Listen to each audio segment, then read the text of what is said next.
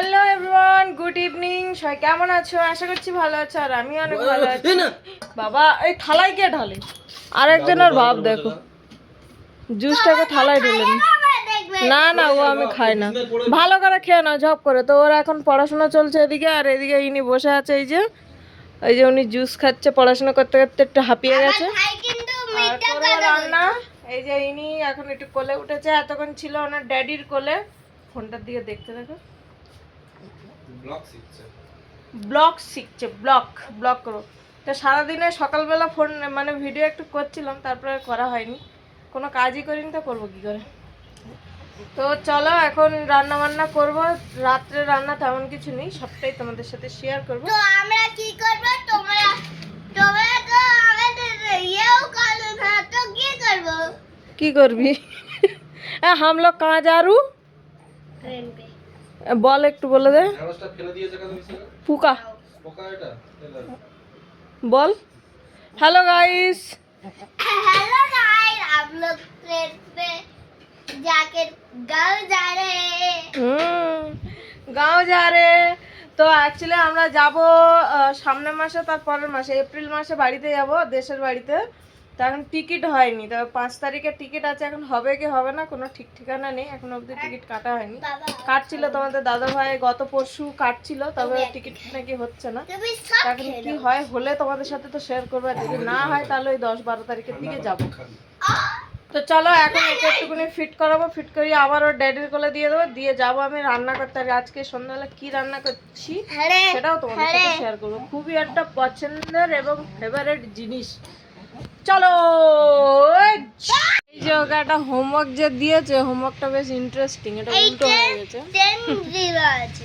এটা তোমার 10, 20, 30, 40, 50, 60, 70, 80, 90, 100। তো এই যে ওখানটায় একটা মার্কারও দেওয়া আছে। না দাও, ওকে দিয়ে দাও। খুব সুন্দর বইগুলো ওখানে থাকে, তাও যে কি করে পেজগুলো খুলে যায় ভগবান জানে। তাও এর বই সবার থেকে ভালো ক্লাস 30, 50 বাংলা বলতে হবে না। 30, 40 30, 40, তারপরে 50 তারপরে না ওটা 50 কি হলো? পরে কি হয়? 50 পরে 60 হয় না? এই 60টা বাদ দিয়ে দিবি। 50 পরে দিয়ে 60টা বাদ দিয়ে দিচ্ছিস, ওদিকে 60 আছে। 70 এই ও কি কি হয়েছে? ভালো করে ভদ্রভাবে কর।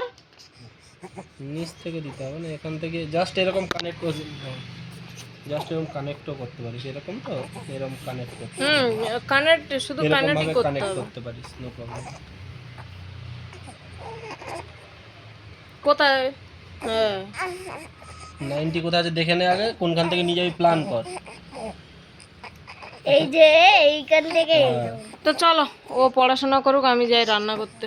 100 তো চলো এবারে আমি রান্না করবো। তো ওখানটায় আমি ভাত বসিয়েছিলাম, ভাত বসিয়ে দিয়ে ওকে আনতে গেছিলাম, প্রায় আর 2 মিনিট মতন লাগবে। আর এবারে যে চালটা এনেছে না, মোটে ভাতে বাড়ে না। না তো এই যে এই গ্লাসের 2 গ্লাস চাল, পুরো এই গামলিটা ভর্তি হয়ে যায়। নো পুরো গামলিটা ভর্তি হয়ে যায়, কিন্তু হাফ গামলি মতন ভাত হয় 2 গ্লাস চাল নিলে। তো চলো এখানটা এই যে পেঁয়াজ, রসুন, কাঁচা লঙ্কা, টমেটো কেটে নিয়েছি। আর এটা এই যে দুপুরবেলা উচ্ছে আলু ভাজা করেছিলাম, ওটা আছে, 1 মুঠো ভাত আছে। ওগুলো থাক। তো এখন কি রান্না করব সেটাই তোমাদের সাথে দেখাই। এখানটা আছে এই যে কুচো চিংড়ি মাছ। আর এখানটা এটা তো তোমাদেরকে দেখালাম। আর এই যে ঢ্যাঁড়স আর আলু এখানটায় কেটে রেখেছি। তো এটা দিয়ে কি বানাবো তোমরা যদি বুঝতে পেরে থাকো তো অবশ্যই কমেন্ট করে বলো, ঠিক আছে? তো চলো এখন চামচে করে তেল নেবো, ঠিক আছে? এই যে কালকের পকোড়া ভাজা হয়েছিল, পকোড়া ভাজার তেল এর মধ্যে দিয়ে দেবো। খুব বেশি তেল দেবো না, এই যথেষ্ট। ওই যে ওখানটা চলছে।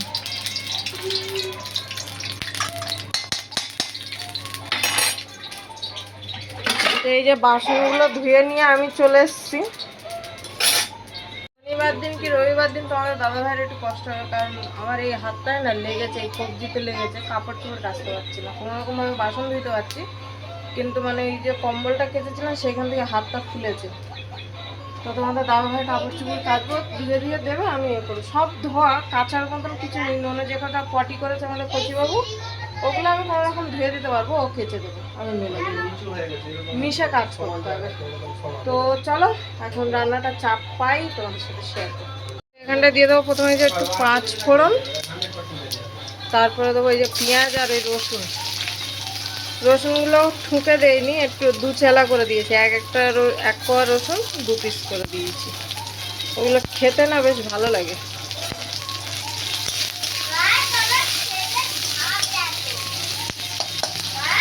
ও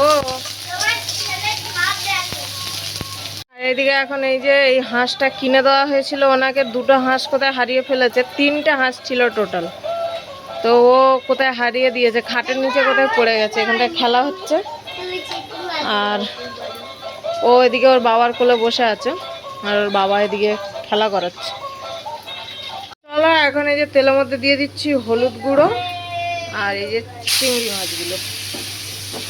অত টাইম ধরে রান্না করা যাবে না, রাত হচ্ছে, বাচ্চা কাচ্চা আছে। আর একটুখানি দিয়ে দিচ্ছি লবণ, পেঁয়াজের সাথেই ভেজে নেবো। চিংড়ি মাছ বেশি ভাজলে না শক্ত হয়ে যায়, চাম হয়ে যায় পুরো। এটা যেহেতু ঢেঁড়স আলু চিংড়ি মাছের চচ্চড়ি করো, খুব একটা কিন্তু ভাজাভুজি হবে না। চলো এবার এতে অ্যাড করে দেবো কেটে রাখা এই যে ঢেঁড়স আর আলু, ভেন্ডি আলু দিয়ে এটাকে বেশ অনেকক্ষণ ধরে কষাং একটু সিদ্ধ, আলুটা যখন সিদ্ধ হবে তখন গিয়ে টমেটোটা দেবো। তার আগে দিয়ে দিলে কি হবে, আলুগুলো দর খেজড়ার মতন হয়ে যাবে।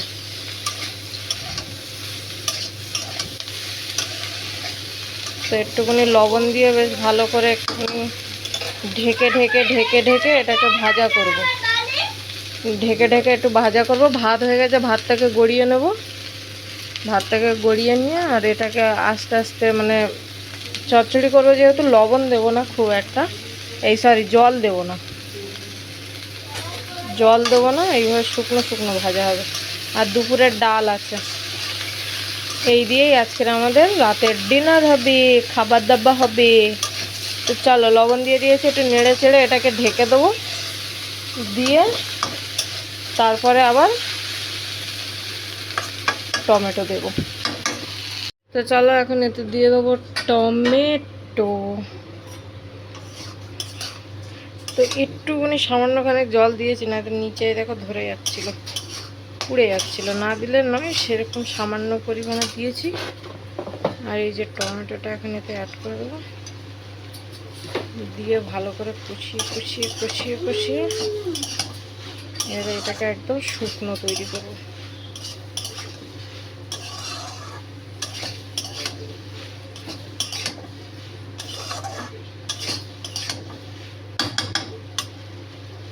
তো এখন পুরো গ্যাসের আঁচ পুরো একদম আস্তে দিয়ে 5-10 মিনিট 20 মিনিট ধরে এটাকে ভাজা করবো।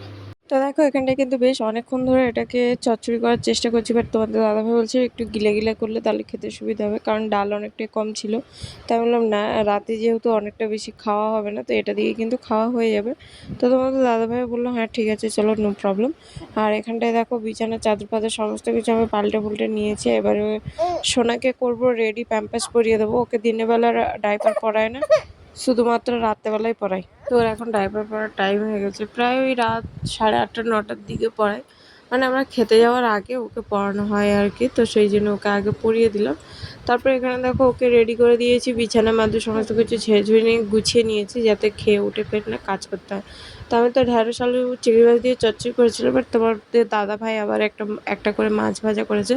তো বলছিল করবো না, থাক কালকে হয়ে যাবে। তো আমি বললাম না, মাছ ভাজা যেহেতু বলেছে, মনটা এবার মাছ ভাজা করছে, তাহলে আমি যতক্ষণ ওকে রেডি করছি তুমি ততক্ষণ মাছটা ভেজে নাও। তো ওইদিকে মাছ ভাজছিল আর আমি ওকে রেডি করাচ্ছিলাম। আর সোনাকে দেখো ওই যে ওখানটায় কম্বল পেতে ওকে তো শুইয়ে দিয়েছি, আর ওখানটায় না ও ঘুরপাক খাচ্ছিল শুধু, আর আমরা ভাত খাচ্ছিলাম আর এদিকে দেখছিল, গল্প করছিল। মানে ওইখান থেকে ঘুরে ওখানে গেছে, গিয়ে ফের ওখানে গেছে, ফের এখান থেকে ঘুরপাক খেয়ে ফের ওখানে গেছে।